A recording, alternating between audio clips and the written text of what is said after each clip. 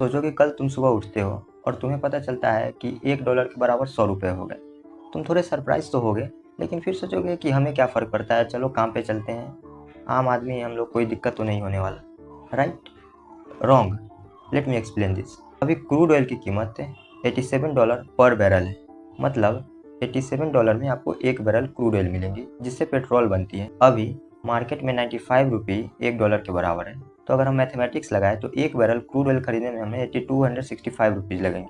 लेकिन अगर मान लो रुपया 100 रुपये के बराबर हो जाती है तो वही 1 बैरल क्रूड ऑयल हमें खरीदने में 8700 रुपीज़ लगेंगे, जो कि हमें 435 रुपये एक्स्ट्रा पे करना पड़ रहा है।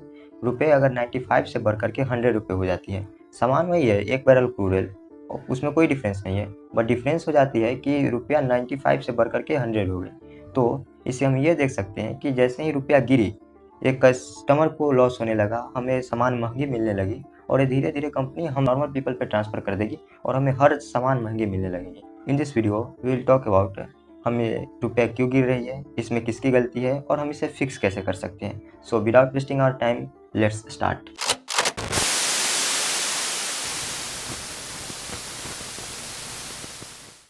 So now we will talk about why rupee is falling. तो रुपया के गिरने के मेजरली 4 कारण हैं। पहला कि क्रूड ऑयल का इंपोर्ट, दूसरा कि स्ट्रॉन्ग डॉलर, तीसरा फॉरेन इन्वेस्टर और चौथा ट्रेड डेफिसिट। ट्रेड डेफिसिट मतलब खरीदना माइनस बिक्री, ठीक है। और लास्ट में हम ये भी आंसर करेंगे कि if rupee is falling then what the hell RBI and government is doing. So let's start with our first and foremost one of the important thing, that is crude oil, and this is the first villain of our chapter. India अपने need का 85% crude oil दूसरे देशों से import करती है। अभी जुलाई 2026 में India ने $18.31 बिलियन का क्रूड ऑयल इंपोर्ट किया था, और हमें क्रूड ऑयल इंपोर्ट करने के लिए रुपया बेच करके डॉलर खरीदना पड़ता है, जिसके कारण डॉलर स्ट्रांग होती है और रुपया वीक होती है। नाउ द क्वेश्चन अराइजेज कि जिसके कारण रुपया वीक कैसे होती है और हमें डॉलर बेच खरीदना क्यों पड़ता है और रुपया बेचना क्यों पड़ता है। चलो इसे एग्जांपल से समझते हैं कि सोचो सऊदी अरब अगर क्रूड ऑयल बेचती है तो वो इंडिया क्रूड ऑयल खरीद रही है, तो सोचो सऊदी अरब किस फॉर्म में पेमेंट एक्सेप्ट करेगी, रुपया, डॉलर, येन, या किस फॉर्म में। सोचो, चलो मैं तुम्हें बताता हूँ, वो डॉलर में एक्सेप्ट करेंगे। और ऐसा क्यों? क्योंकि उन्हें ऐसे करेंसी चाहिए जो सारी कंट्री उसे एक्सेप्ट करती हो, और डॉलर के अलावा ऐसी बहुत ही कम करेंसी है जिसे सारी कंट्री एक्सेप्ट करती हो, ना के बराबर शायद कोई भी करेंसी नहीं है। तो रुपया के बदले डॉलर लेती है सऊदी गवर्नमेंट। अब इंडिया को सऊदी को डॉलर में पेमेंट करना है, क्योंकि सऊदी डॉलर में पेमेंट लेती है, तो हमें क्या करना होता है ना कि हम रुपया बेच करके डॉलर खरीदते हैं और सऊदी को वही डॉलर दे देते हैं और हम क्रूड ऑयल उनसे इंपोर्ट कर लेते हैं। तो इसमें क्या होता है ना कि हम रुपये बेचते हैं, जिसके कारण रुपया का सप्लाई मार्केट में बढ़ जाता है, जिसके कारण मार्केट में रुपया की वैल्यू गिर जाती है। This is the basic economic behind why rupee fail due to import of crude oil. Second villain of why rupee is falling is strong dollar. अब देखो, ईरान इजराइल का वॉर, रसिया यूक्रेन का war, ये सारी war चल रही है। दुनिया में बहुत सारी अनसर्टेनिटी, आप कहीं भी पैसे लगाओ वहाँ पे डाउन हो सकते हैं, बहुत सारी अनसर्टेनिटी, कुछ भी फिक्स नहीं है। तो यहाँ पे इन्वेस्टर को सेफ रिटर्न चाहिए होती है, और वो ऐसी जगह पे पैसा लगाना ज़्यादा कोशिश करते हैं जहाँ पे उन्हें सेफ रिटर्न हो और कम से कम पैसा ना गिर सके। और गेस करो कि इन्वेस्टर्स के लिए सेफ रिटर्न कहाँ मिलने का ज़्यादा चांस होता है। Guess? Yes, you are right, that is freaking dollar. सारे इन्वेस्टर उस टाइम पे डॉलर खरीदते हैं, जिसके कारण क्या होती है, डॉलर का डिमांड बढ़ती है, और डिमांड बढ़ने के कारण उनकी वैल्यू बढ़ जाती है। थर्ड रीज़न है हमारा फॉरेन इन्वेस्टर। अब सोचो कि कोई फॉरेन इन्वेस्टर आया और 1000 करोड़ रुपए इंडिया में इन्वेस्ट किया। उसके लिए क्या किया उसने, 1000 करोड़ को डॉलर को रुपया में कन्वर्ट करके उसे इन्वेस्ट कर दिया है इंडिया में। अब हुई क्या कि धीरे धीरे कुछ दिन बाद उसे इंडिया से भरोसा उठ गया, और उसने डिसाइड किया कि नहीं, अब मैं इस इन्वेस्टमेंट को बेच करके अपना पैसा दूसरे कंट्री में इन्वेस्ट करूंगा। तो उसने क्या किया, उस 1000 करोड़, जो कि उसके 1100 करोड़ हो चुके थे, उसे उसने क्या किया कि बेच दिया इंडिया से, और उसे इंडिया के रुपए बेच करके डॉलर खरीदा। जिसके कारण क्या हो गया, रुपए का सप्लाई बढ़ जाने के कारण डिमांड, प्राइस वैल्यू घट गई और डॉलर का स्ट्रॉन्ग हो गया, जिसके कारण क्या हुआ कि अगेन रुपये नीचे गिर गई। Fourth is trade deficit.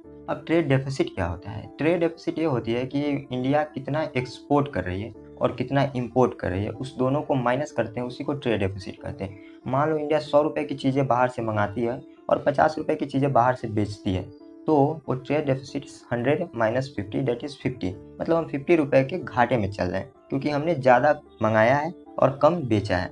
अब जिसके कारण क्या होता है कि मान लो कि हम 100 रुपये का सामान मंगाते हैं, तो हम क्या करते हैं, सामान मंगाएं, फिर रुपया को उसके लिए डॉलर में कन्वर्ट किए और हम सामान मंगा लिए, तो हमें 100 रुपये को डॉलर में कन्वर्ट किया। अगर हम सामान बेचते हैं तो हम क्या करते हैं, डॉलर मंगाते हैं और फिर डॉलर को रुपए में कन्वर्ट करते हैं। Got it. अब जैसे ही हमारा ट्रेड डेफिसिट बढ़ता है, जिसके कारण क्या होता है, हमने बहुत सारे डॉलर खरीदे हैं और बहुत सारे रुपए बेचे हैं। अगेन बहुत सारे सामान मंगाने के कारण और रुपए बेचने के कारण मार्केट में रुपए का सप्लाई बढ़ जाता है और वैल्यू घट जाती है। On the other hand dollar का डिमांड ज़्यादा हो जाता है और उनकी प्राइस बढ़ जाती है। So now we will answer the last question. अगर हमें इतना ही नुकसान हो रहा है तो आरबीआई और गवर्नमेंट कर क्या रही है? And that is a valid question we all should ask, and the answer behind it is RBI कुछ तो कर रही है। वो क्या करती है ना कि मार्केट में जैसे ही डॉलर की डिमांड बढ़ जाती है, आरबीआई अपने पास रखे हुए कुछ डॉलर अपने पास रखती है और उसे मार्केट में बेच देती है, जिसके कारण क्या होती है ना कि डॉलर का डिमांड बैलेंस हो सके और डॉलर ज़्यादा स्ट्रॉन्ग ना हो करके और रुपये और डॉलर को हम बैलेंस कर सकें। Now in the next section we will talk how and who is responsible for the falling of the rupee, Modi government या कोई और। हम इसे 4 बेसिक क्राइटेरिया पे रेट करेंगे और हम देखेंगे कि इसमें गलती किसकी है। So without wasting our time let's move to the next chapter.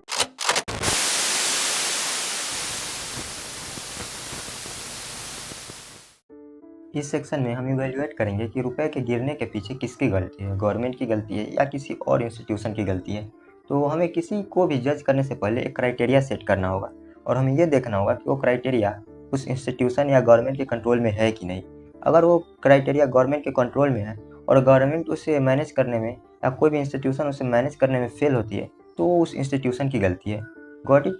तो हमारे क्राइटेरिया क्या होने वाले हैं, हमारे 4 क्राइटेरिया होने वाले हैं, जिससे मैंने पिछले सेक्शन में पहला ये कि ट्रेड डेफिसिट, दूसरा क्रूड ऑयल, तीसरा फॉरेन इन्वेस्टर और चौथा स्ट्रॉन्ग डॉलर।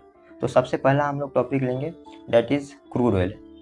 देखो बात करें क्रूड ऑयल की, तो मार्केट में क्रूड ऑयल, इंडिया जैसे बड़ी कंट्री में बहुत सारे क्रूड ऑयल की ज़रूरत है। बहुत सारे पेट्रोल बनते हैं, बहुत सारे केमिकल बनते हैं उनसे, तो उसकी ज़रूरत है। तो गवर्नमेंट इसमें ज़्यादा कुछ कर नहीं सकती है सिवाय वो अल्टरनेटिव इस चीज़ों को सपोर्ट करने के अलावा और उन्हें बढ़ावा देने के अलावा। जैसे इलेक्ट्रिक व्हीकल को बढ़ावा देना चाहिए, E20 फ्यूल जैसे अल्टरनेटिव्स को बढ़ावा देना चाहिए। और गवर्नमेंट कहीं ना कहीं काम कर भी रही है, बट गवर्नमेंट उतनी अच्छे से पुश नहीं दे पा रही है, तो इसे हम ड्रॉ समझेंगे, that is 1 and 1। Second criteria is strong dollar. इसमें गवर्नमेंट कोई भी चीज़ कंट्रोल नहीं कर सकती। एग्जाम्पल्स मैं बताऊँ तो अगर अफगानिस्तान में कोई आदमी कुछ सामान बेच रहा है और वो डॉलर खरीद रहा है, तो जिसके कारण डॉलर का डिमांड बढ़ रहा है और डिमांड बढ़ने के कारण डॉलर की वैल्यू भी बढ़ रही है। इसमें इंडियन गवर्नमेंट या इंडिया का कोई भी इंस्टीट्यूशन कुछ नहीं कर सकता, जिसके कारण क्या होगी, ये गवर्नमेंट के हाथ से बाहर है। तो now the score is 1 and 2। Got it. Third हमारा क्राइटेरिया है कि फॉरेन इन्वेस्टर।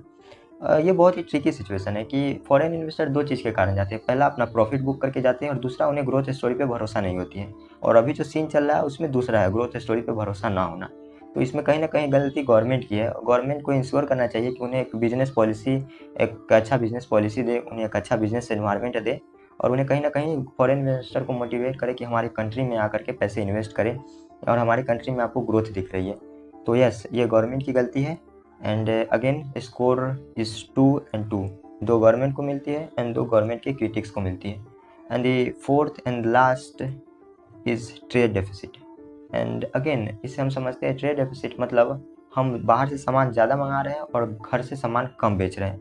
और इसमें गवर्नमेंट ने शुरू में अपना अच्छा खासा इंपोर्ट बिजनेस और मैन्युफैक्चरिंग को बढ़ावा दिया था और एक्सपोर्ट करने में गवर्नमेंट ने बहुत सारी इंसेंटिव भी दे रखी है, बट ग्राउंड पे वो आकर के काम नहीं कर पाई है और एक्सपोर्ट जैसे मैन्युफैक्चरिंग जैसे इकोनॉमी को हम लोगों ने उतना अच्छे से पुश नहीं कर पाए हैं। तो इसमें ये गवर्नमेंट के कंट्रोल में आती है और गवर्नमेंट इसे आगे नहीं बढ़ा पाई। So the score is 2 and 3। So now the government has lost. And yes of course, जो लोग लॉजिक से बात करते हैं उनके लिए था और सारे लोग जानते हैं कि गवर्नमेंट के कंट्रोल में ये रुपए फॉल कर रही है उसके कारण, और गवर्नमेंट अपनी तरफ से कोशिश भी कर रही है बट वो नाकाम रही है। तो इसके फेलियर का जिम्मेवार हम गवर्नमेंट को दे सकते हैं, मोर स्पेसिफिकली मोदी गवर्नमेंट को।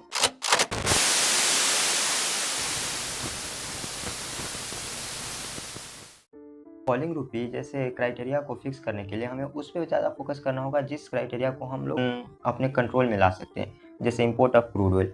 तो हम क्या कर सकते हैं ना कि क्रूड ऑयल की जगह बहुत सारे जैसे इलेक्ट्रिक व्हीकल जैसे अल्टरनेटिव को बढ़ावा दे सकते हैं, और जिसके कारण होगा क्या कि हमें क्रूड ऑयल पे डिपेंडेंसी कम होगी और हम उसे कम बाहर से इंपोर्ट करेंगे, जिसके कारण रुपया के गिरने की संभावना बहुत ही कम होगी। दूसरा ये हो सकता है कि हमें एक्सपोर्ट बढ़ाना होगा, हमें मैन्युफैक्चरिंग सेक्टर को बढ़ावा देना होगा और हमें बहुत ज़्यादा से ज़्यादा सामान दुनिया को बेचनी होगी, जिसके कारण क्या होगा ना कि वो डॉलर में हम पैसे लाएंगे और डॉलर को रुपये में कन्वर्ट करेंगे, जिसके कारण रुपये का डिमांड बढ़ेगा और वैल्यू भी अच्छी होगी। So and third one is foreign investor. देखो, इन्वेस्टर तो इन्वेस्टर होते हैं, उन्हें बस पैसे कमाना है। तो अगर हम एक्सपोर्ट अपना बढ़ाते हैं और उन्हें एक अच्छा ग्रोथ स्टोरी देखती है और तो इंडिया में ज़रूर पैसा डालेंगे। तो मैं इसे दूसरे ही पॉइंट से कनेक्ट कर देता हूँ और मैं इसे डायरेक्ट बोलूँ तो इंडिया को एक बिजनेस फ्रेंडली इन्वायरमेंट बना करके बिजनेसेस को देने होंगे। So that's it for today. I am your host Atul Pradhan, signing off. Bye bye.